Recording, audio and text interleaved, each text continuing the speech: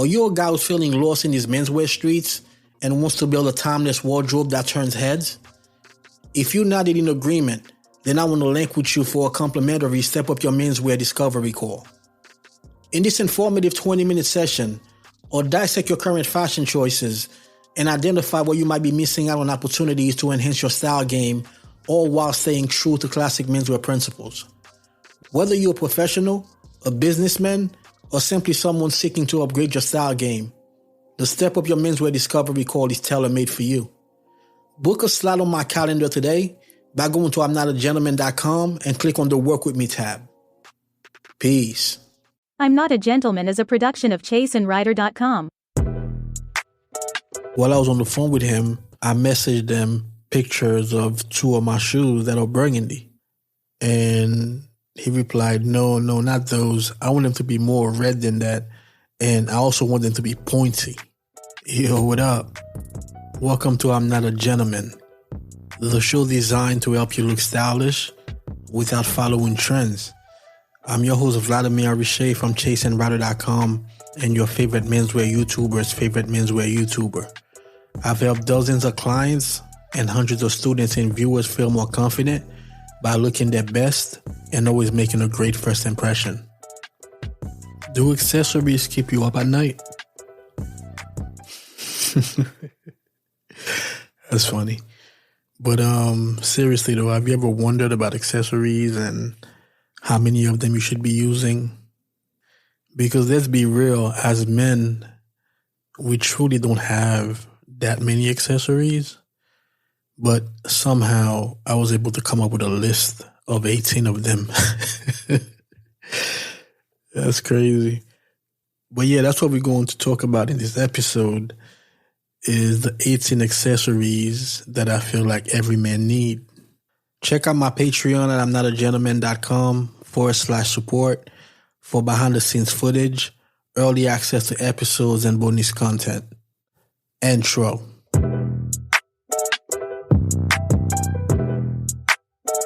Back in that bag again. Whoa. Accessories are the things that add the finishing touches to your outfit.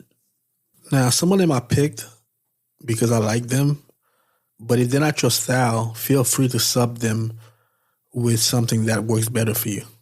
We are literally going to go from head to toe in this episode, man. So without wasting too much time, let's get started with the list. Actually, no, before we start with the 18 accessories, let me talk about one accessory that you don't need, and that's a tie bar.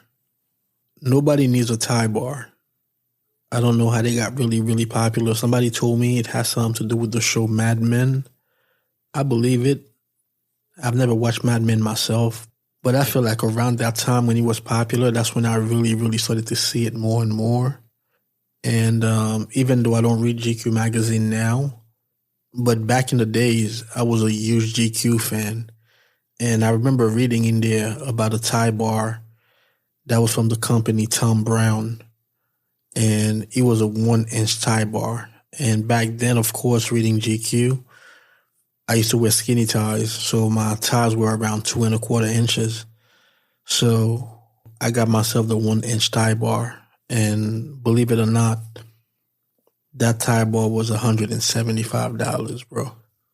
It was very close to $200 for a 1-inch tie bar. Probably the worst money I've ever spent in my sartorial journey so far. Number one, it's really not that serious. If your tie is moving around, just fix it. But guys don't just wear it because their ties are moving around. They wear it as an accessory that needs to be seen. And just doesn't really make much sense. Now that we got that out of the way, let's start with the list.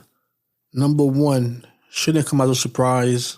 I brought this up in some of the prior episodes, but that's a tie. A tie is the most important accessory that you can have. The list wasn't really written in order, but I don't think it's a coincidence that the tie came in at number one. When it comes to well-dressed men, we always judge each other by our ties. And that may sound a bit hypocritical because I'm always saying how much I love shoes, and the first thing that I notice are shoes. But when well-dressed men congregate, it's a known fact that we're wearing nice shoes because we wouldn't be well-dressed if we weren't. But your tie is different. It really shows your individuality and your own personal style. Hardly ever would two men at an event be wearing the same exact tie.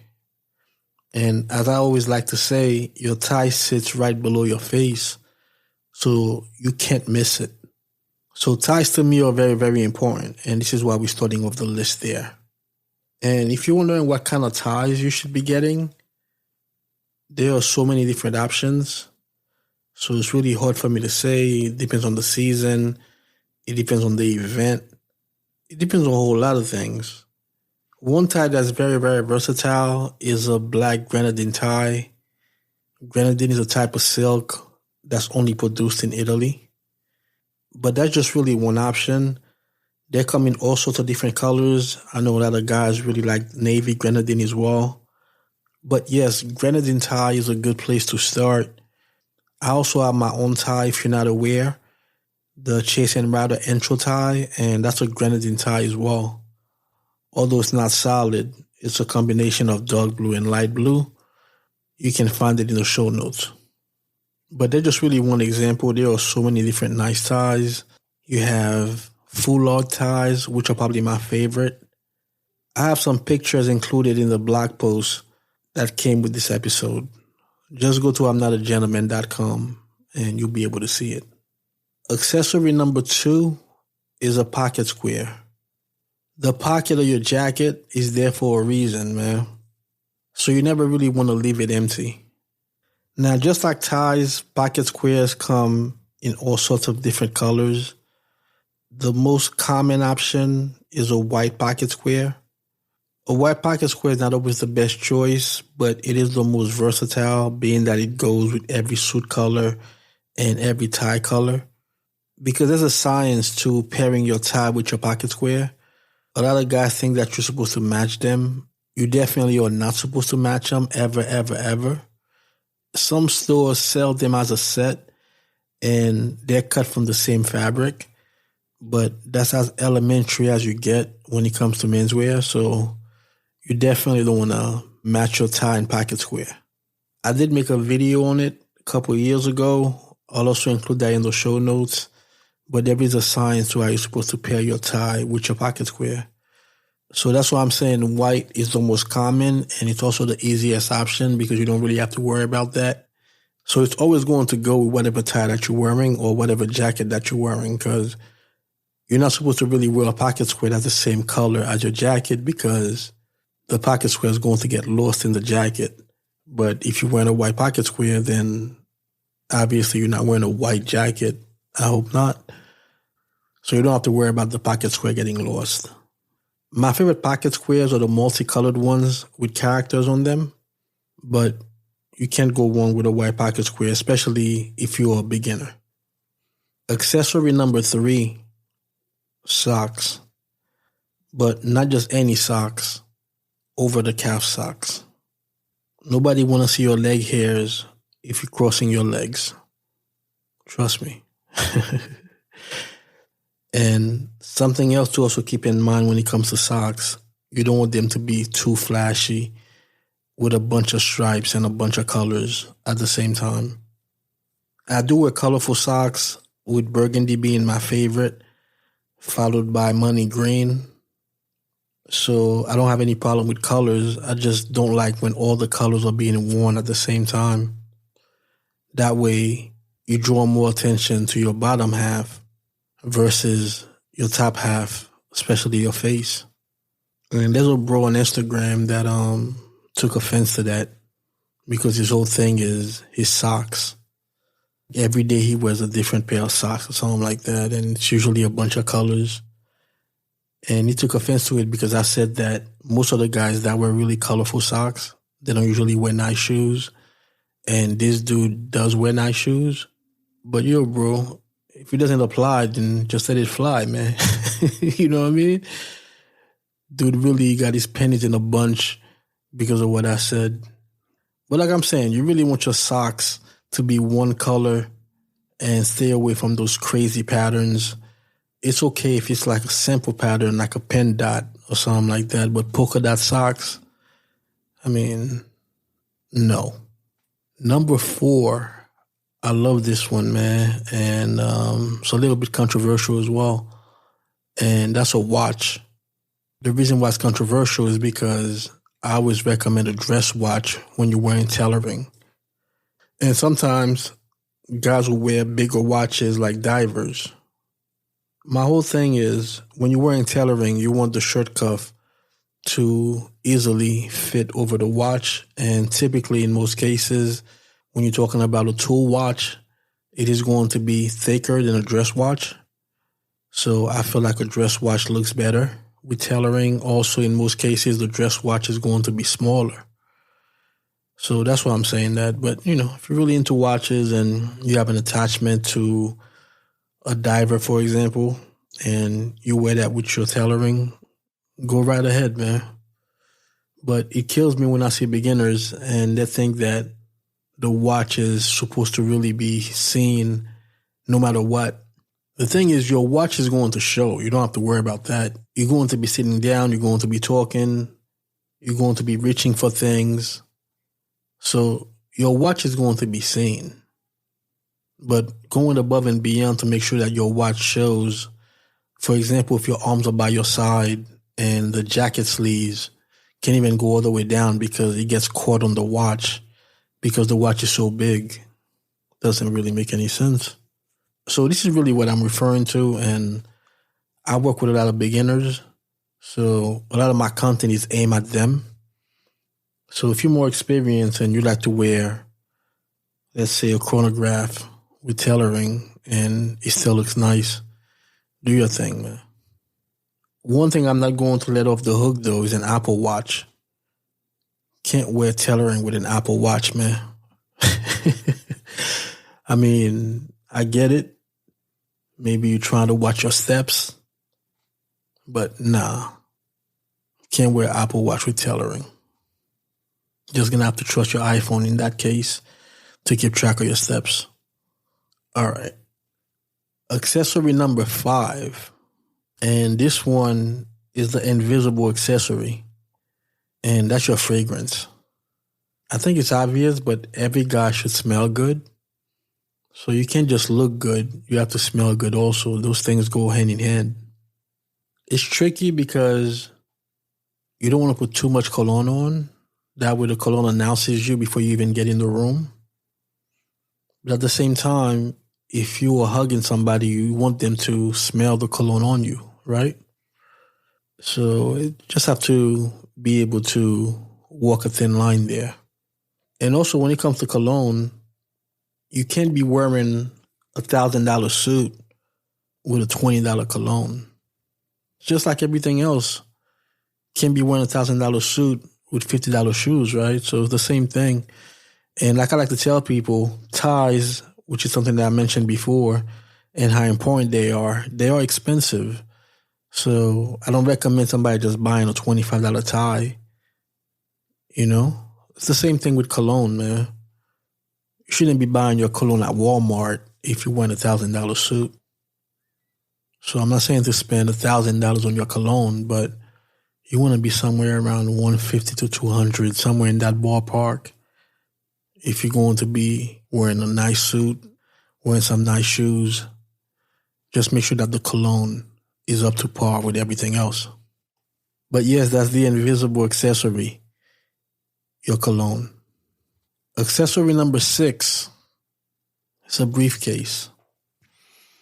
From walking around in New York City, one thing that I notice is guys wearing book bags with their tailoring. And by book bags, I'm talking about backpacks. Gotta be kidding me, man. Not only does it look childish, it's also potentially damaging to the shoulders of your jacket. A briefcase is just one of those things that make you look distinguished. I've had some guys tell me they don't use a briefcase because they have so many things to carry. In that case, there is still some bags that you can probably get that are bigger than a briefcase while not being a backpack. Personally, I have a really thin briefcase from Frank Clegg. It's a vintage briefcase from the 70s. So yeah, mine doesn't really hold that much. You can put an iPad in there. You can put a notebook in there, things like that. But it's not really meant to carry a whole bunch of things. So I get that. But there has to be a better way than a backpack, guys. Let's get serious, man. So a briefcase is an accessory that I highly recommend. Speaking of briefcase, accessory number 7 is a weekender or a duffel bag. A weekender is going to look a lot better than, let's say, a Nike bag. Unless, of course, you're going to play basketball, then yes, you can have a Nike bag with your sneakers and those things in there. But if you're traveling, you want to travel in style and get yourself a nice leather weekender. I have one from a company called Lane. I did an unboxing a few years ago on YouTube. I will include that in the show notes. So a weekender is very important. Mine has my initials on there, one on the inside and one on the outside. And that can definitely help if you happen to check it and now you have to wait for it at the airport. But it's so small that I would never check something like that, but I'm sure some people probably would. But a weekender is a cool way to travel. Even if I'm not getting on an airplane, my kids play basketball, so we go to a lot of away tournaments within driving distance, and I always bring my weekender. And I always get a lot of compliments from the other dads, which is always cool. Accessory number 8, that's a card carrier. I don't do bifolds because I don't really carry cash like that. So I have a card carrier that carries about 4 or 5 credit cards comfortably. It's from a company called Ashland out of Chicago. Mine is in cordovan, and I've had it for a few years now, and it has developed a really nice patina over time. But they also have them in regular leather. Actually, I mentioned this in a video not too long ago, and I said that it was regular leather, and then I went back and looked. It's actually cordovan. Somehow I forgot that. So a card carrier is something that you do use every day. You put your ID in there, you put your credit cards in there. So not only do you want it to look nice, you also want it to be of a really good quality. I remember one of my first ones was from Banana Republic. It did last me a couple years, but eventually it started to tear in the corners. But this Ashland one that I have, I've had it for about 3-4 years now, and it's only gotten better with time. So definitely recommend a nice card carrier as accessory number 8. Accessory number 9, it's one of my favorites, man, and that's a wooden stick umbrella. I don't think many people like the rain, but if it's going to rain, you want to make sure that you have an umbrella, and there's nothing better than a wooden stick umbrella when you're wearing tailoring. And there are different canopy colors. I try to keep it solid, so black is a really good color, very popular. Navy, that's the color that I have. Green is also a really nice color for an umbrella. But the most important part is the wooden stick. Mine is from Kent Wang, but there are a lot of companies that make really nice wooden stick umbrellas.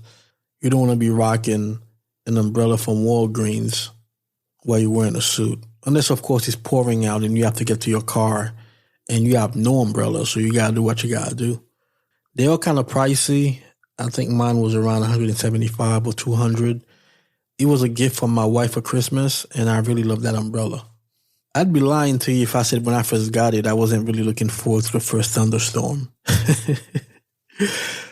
But yes, a wooden stick umbrella, a good companion when you're wearing tailored clothing. So we are at the halfway point. Accessory number 10 is a pen, but not just any pen. It could be a nice fountain pen or a nice ballpoint pen, and you would carry that in your breast pocket. Certain makers have a spot in your jacket just for a pen. So a nice pen is just one of those things that just adds another level of sophistication to your look. Once again, if you're wearing a suit that costs about $1,000 or more, you don't want to be walking around with a pen that you stole from the last cashier. We can do better than that. And I do know that pens can get very, very expensive. I'm not saying that you have to spend, let's say, $500 on a pen unless you got it like that. But just make sure you have yourself a nice pen. Accessory number 11. Man, this accessory is really a cheat code, and that's a nice scarf. And the reason why I'm emphasizing nice is because not all scarves are created equal. I like my scarves like I like my pocket squares, meaning that I like them to have some graphics on them. I'm not a fan of just a plain scarf or a scarf with just stripes on it. I want more than that, and it's one of those things that stand out without trying too hard. The funny thing is, I always like to preach that I like for everything to flow. I don't want one thing to overshadow anything else.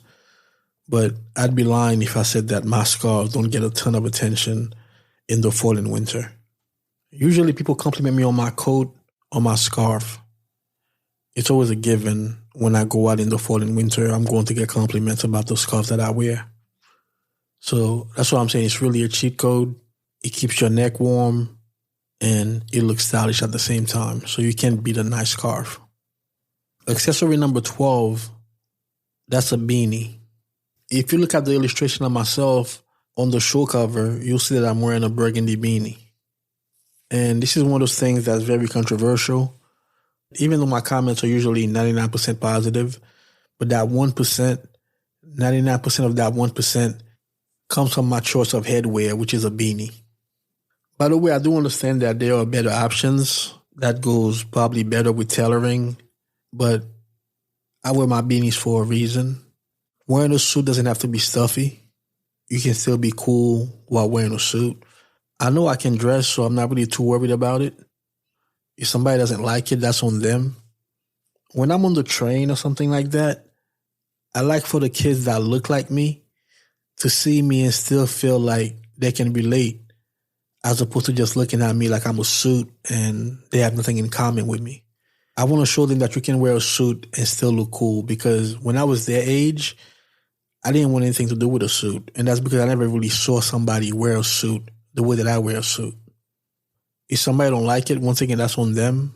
But I'm not going to stop wearing my beanies. And as I was saying in the beginning, some of those accessories that I'm mentioning is because I like them. So feel free to switch it with something else. So if you like to wear a fedora, then you would switch the beanie for a fedora. But as far as headgear, my choice is to wear a beanie. And I don't think I'm ever going to stop doing that. That was accessory number 12.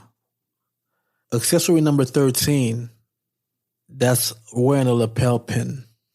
I usually wear a lapel pin about 50% of the time.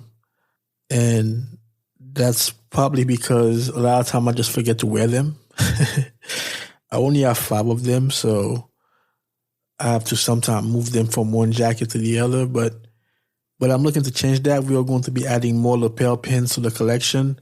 That way I can have one on every suit jacket and sport coat, and that way I don't have to worry about forgetting them.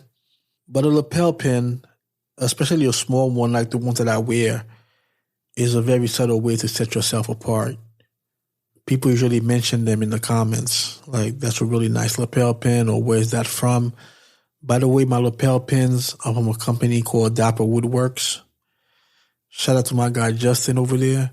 And he does a really, really good job. So I will include a link in the show notes. Accessory number 14, that's your suspenders. I almost didn't include this one on the list because I'm not 100% sure if suspenders are really an accessory. But if a belt is an accessory, I guess suspenders are accessories as well. Although a belt is visible when suspenders aren't supposed to be.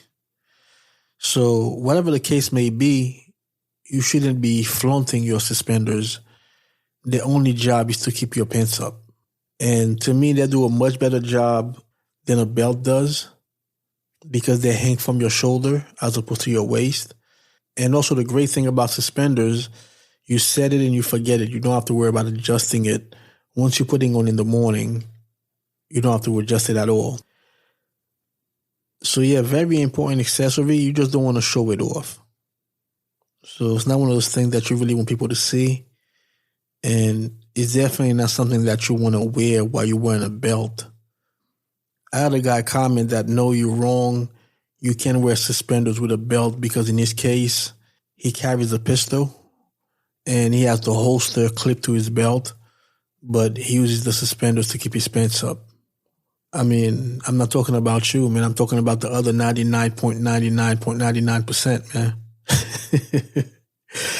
So yes, suspenders, accessory number 14. All right, so we're coming down to the last four. Accessory number 15, gloves, leather gloves specifically. Even though the weather in New York could be brutal, I do look forward to wearing my gloves when it's really cold. So it's definitely a nice accessory to have. And this is why I couldn't really imagine living any other place than a place that has all four seasons, man, because there's nothing like fall and winter menswear and wearing a beanie, wearing a scarf, wearing gloves. That's what makes fall and winter so special. You know what I'm saying? And it's funny too, because I'm from Haiti, which is a Caribbean country where the weather averages above 80 degrees every day. So most of the people that are from where I'm from, they don't really mess with the winter like that. But me, I love it, man. I really love the fall more than anything. But obviously after the fall is the winter, so they go hand in hand. But there's nothing like fall and winter menswear. Absolutely nothing. Fall is just a beautiful season. The leaves start to change. Football is here. There's just nothing like it, man. So I'm very excited for what's coming. Right now, this episode is coming out in September. So the fall is here. And wearing leather gloves is just part of the whole thing. Accessory number 16, sunglasses. Cool thing about sunglasses, there are so many different options. And it's one of the ways for guys to show their personality, depending on which ones they wear. I myself, I love aviators, so that's my sunglasses of choice. Sunglasses is just one of those things that make you look stylish while also playing a function by keeping the sun out of your eyes. You don't want to wear them inside though. That's just overdoing it. But yeah, sunglasses, man. Really, really cool accessory. All right, two more. Accessory number 17. That's a leather notebook. And that goes hand in hand with the nice pen. It goes hand in hand with the briefcase. There's something about writing something down that just makes you remember it more. I mean, maybe it's just me. I don't have the greatest memory in the world. But when I write something down, I tend to remember it more than if I were to just type it in.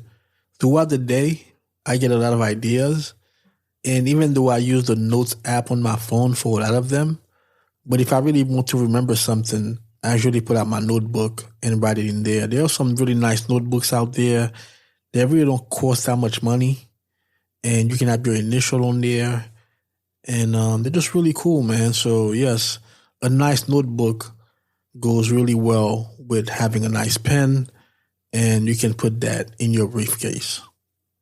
And last and certainly not least, I mentioned this a couple of episodes ago, and accessory number 18 is a sleeveless cardigan.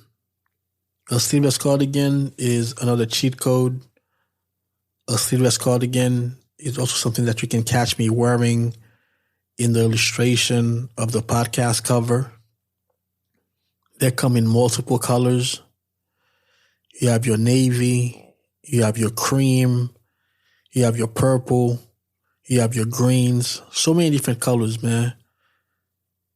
I tend to like the colorful ones better. It's just a way to make your outfit a little bit more interesting, even though it's in a subtle way. But you can't really go wrong with sleeveless cardigans. They look stylish. They can hide your belly a little bit. And sometimes your midsection could be a bit wrinkly because of where the shirt goes into the trousers and you keep getting up all day and sitting down. So the sleeveless cardigan also comes handy in that sense as well. It's just a really cool way to look stylish wearing a sleeveless cardigan. I don't wear them every day in the fall and winter, but I do look forward to wearing them a few times a week. It's a cheat code, man. People do mention them a lot of times when I'm wearing them because you don't see many guys really walking around with sleeveless cardigans on. A sleeveless cardigan is just one of those pieces that set us apart as menswear enthusiasts, man. So I highly recommend them. And as I was saying, a sleeveless cardigan is one of those things that make me look forward to fall and winter menswear.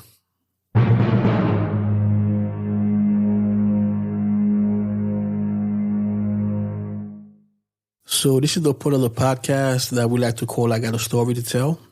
Usually I tell stories about something that happened a while ago, but in this case, this literally happened today. So one of the homies that I went to school with in Haiti hit me up on Facebook recently. Now, mind you, this is somebody that I haven't seen in over 35 years because he was elementary school from 1st to the 6th grade. That's when we went to the same school. Really cool dude, man. I remember him vividly. He lives in Atlanta now.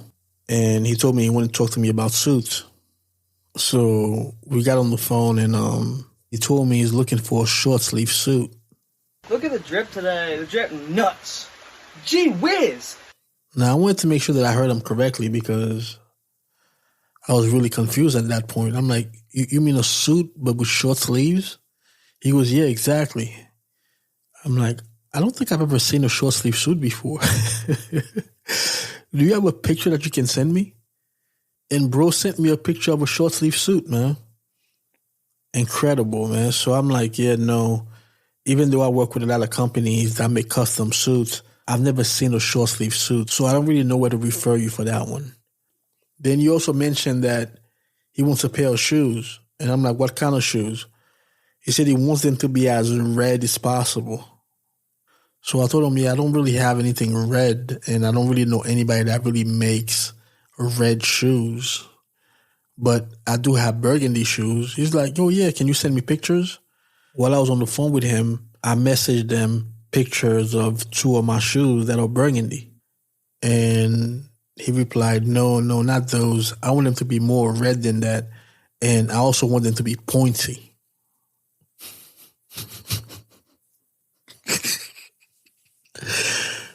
This is a true story, man. I thought I was being punked. But bro was dead serious, man. Oh, my God. I mean, like I said, a really nice dude. Short sleeve suit. Pointy shoes. I mean, what are we doing, man? Shout out to him, though. He said he's coming to New York soon, and I hope I get to see him and we can catch up. But obviously, there wasn't an opportunity there for us to work together. I have a lot more work to do if guys are still thinking that way about their appearance, man.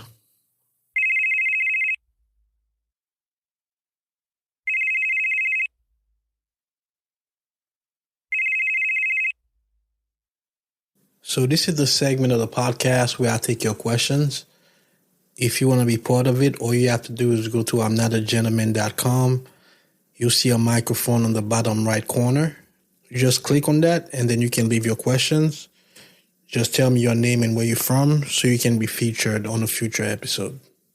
This question comes from Octavian. Let's take a listen. Hello, Vladimir. I'm Octavian from Romania, and I have a question about the correct way to match ties with suits. I see a lot of beautiful ties online, ancient leather, grenadine, Chellis wool, but I am unsure I will make the correct buy. So how should I pick the right tie that goes correctly with a suit or a jacket? How should I think about the suit, shirt, and tie in terms of colors, patterns, texture, or any other combination? I really appreciate your input on this subject, Vladimir. Thank you very much. Octavian from Romania. Shout out to him, man. Sounds like a really, really nice guy, too. And that's an excellent question. First and foremost, I think that it's very important to have ties that can go with pretty much all of your suits. What I mean by that is you want to have ties with a blue background, a cherry background, brown background, green background. Those are going to go with pretty much everything. One thing about me, I don't like the monochrome look. So if I'm wearing a navy suit, I'm not going to be wearing a navy tie. But I'll wear a green tie with a navy suit. I'll also wear a green tie with a gray suit. I'll also wear a green tie with a brown suit. So something like a green tie is something that's going to go with pretty much all of your suits, except, once again, for green, because I do have some green suits as well, so I wouldn't wear a green suit with a green tie. But with my green suit, I'd wear a brown tie, and the brown tie is going to go with the navy suit, it's going to go with the gray suit, you're just not going to go with the brown suit, to me. You know what I'm saying? So you want to have those type of ties that's going to go with almost all your outfits. Now, with that said, some colors are going to go better than others. So, for example, when I'm wearing brown, I always like to wear green because brown and green, such a good combination. So, for example, when you look at nature, you have trees that are brown and the leaves are green. Another really good combination is purple and green. So I do have a purple tie that I love to wear with my green suits, but that purple tie is also going to go with a gray suit, but it looks better with a green suit because they just go so well together. So that's what I would recommend, is to get ties that go with most of the suits that you're going to be wearing. That way, it's not like you're winging it in the morning. So for shirts, I really recommend neutral colors. Light blue, I wear 75% of the time. White, light pink. So those type of colors, they're going to go with every single tie color. So you don't have to worry about them clashing with the tie. It's really the suits that you have to worry about. And once again, those colors that I mentioned are going to go with most of your suit colors. Texture, in the spring and summer, you can wear things like regular silk, shantung, linen, cotton. So those kind of materials go really good with fresco suits and those type of things. Versus in the fall and winter, you can wear wool chalice. Ancient madder is probably my favorite. And those go perfectly with the heavier fabrics like tweed and flannel. It's not that difficult as far as texture because you're going to notice something like ancient madder has like a chalky hint to it. So it looks like something that would go great with heavier fabrics. So it's a really, really good question, but it's something that you have to think about beforehand. That way in the morning, it's just a breeze when you're getting dressed because you know that you already have all the right things there. It's like going on a diet, man. You want to make sure that you have all the right things there for you to eat. Because if you don't clean out the fridge and clean out the cabinets before you start your diet, you still have things there that's going to tempt you, then it's going to be easier to break the diet. But if everything that's in the house are things that are healthy, then you don't really have to worry much. Of course, you can still order some bullshit, but I'm talking about it makes it a lot easier not to if you have something in the house. So it's the same way that you should think about your wardrobe. So that way you're already prepared. I don't know if that was a good analogy or not. It sounded good in my head. But hopefully that makes sense. But excellent question, man. And thank you for playing along, and shout out to Romania. So that was my episode on the 18 accessories that every man should have. Thanks for checking out I'm Not a Gentleman. Tune in again next week for another fire episode. Peace.